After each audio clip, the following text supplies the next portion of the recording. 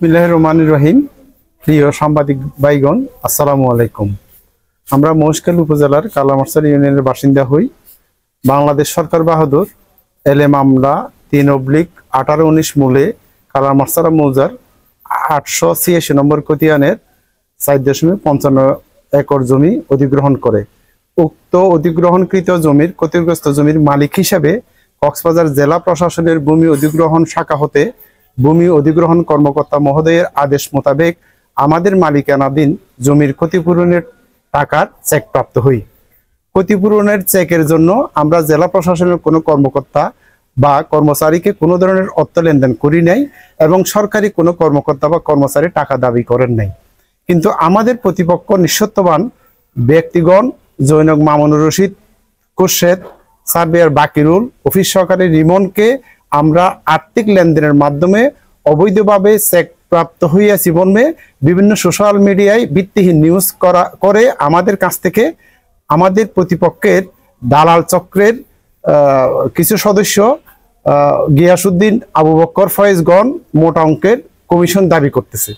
প্রকৃতপক্ষে প্রতিপক্ষের আইনজীবী ফয়েজ আইনগতভাবে আদালতে চলমান মামলা প্রত্যাহারের দরখাস্ত প্রদান করেন।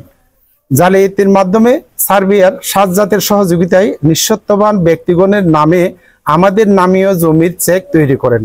আমরা খবর পেয়ে ভূমি অধিগ্রহণ কর্মকর্তাকে জানালে যাচাই বাছাই করে শুনানির মাধ্যমে প্রতিপক্ষগণের নামে তৈরি এলে চেক বাতিল করেন এবং প্রকৃত সত্যবান ও সঠিক কাগজপত্র থাকায় আমাদের নামে চেক প্রদানের আদেশ প্রদান করেন, যাহা জেলা প্রশাসকের কার্যালয় ভূমি অধিগ্রহণ শাখায় সংরক্ষিত আছে।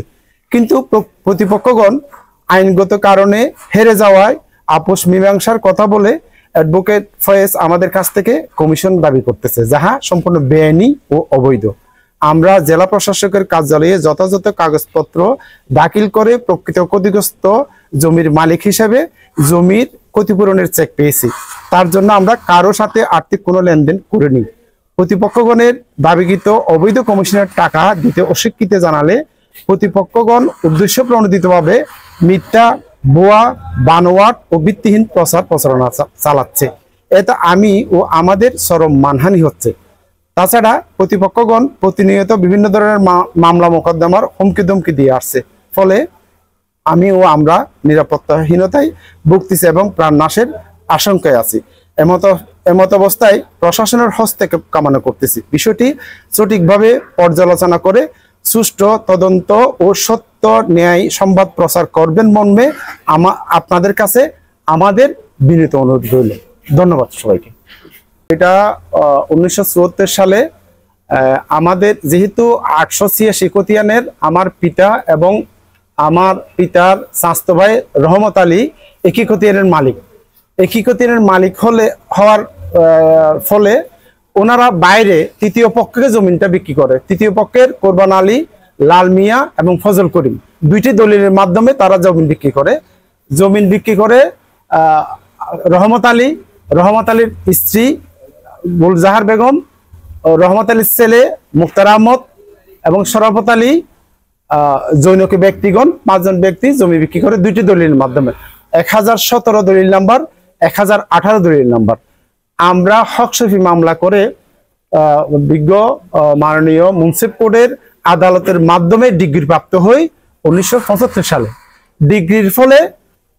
ডিগ্রি প্রাপ্তের ফলে তৃতীয় পক্ষ কোরবান আলী, ফজল করিম, লাল মিয়া গং সরকারি ট্রেজারি চালানের মাধ্যমে তাদের টাকা উত্তোলন করে নিয়ে যায়। তখন আমরা আদালতের রায় মতে আমরা বিগত 50 বছর যাবৎ 886 নম্বর খতিয়ানের ওই জমি ভুক্তকলে আছি। এটা প্রমাণের সাপেক্ষের জন্য প্রয়োজনে যদি আমি সারা বাংলাদেশের সকল সাংবাদিককে দাওয়াত দিচ্ছি, মুক্ত দাওয়াত জানাচ্ছি, আপনাদের মাধ্যমে জানাইতে চাই এবং দাওয়াত জানাচ্ছি প্রতিটা সাংবাদিক এবং যারা অনুসন্ধানী সাংবাদিক আছে তারা গিয়ে ওই আমার 886 নম্বর খতিয়ানের যে জায়গা আছে ওই জায়গাতে গিয়ে আপনারা একদম গোপনীয়ভাবে তদন্ত করে দেখেন ওই জমি 50 বছর যাবৎ কারা ভুক্তকলে আছে, ওই জমির প্রকৃত মালিক কারা। এবং আমরা নিচ্ছি আদালতের মুন্সিফ কোর্টের রায়ের ডিগ্রি মূলে আমরা আজকে 50 বছর যাবৎ ওই জমির ভুক্তকলে আছি।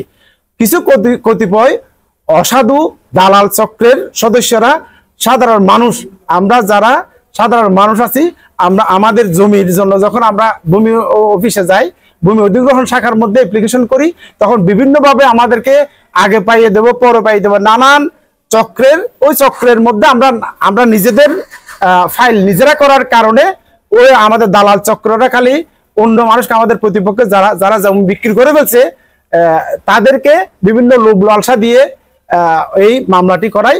এবং এই মামলাটি আপনাদেরকে হয়তো আমি আমার লিখিত বক্তব্য জানাইছি, প্রত্যাহারের জন্য মিস্টার বিজ্ঞ আইনজীবী ফয়েজ এটা আবেদনও করছেন, মামলা এটা প্রত্যাহার করার জন্য। এটার কপি আছে, আপনারা যদি চান আমি কপি আপনাদেরকে দিতে পারি।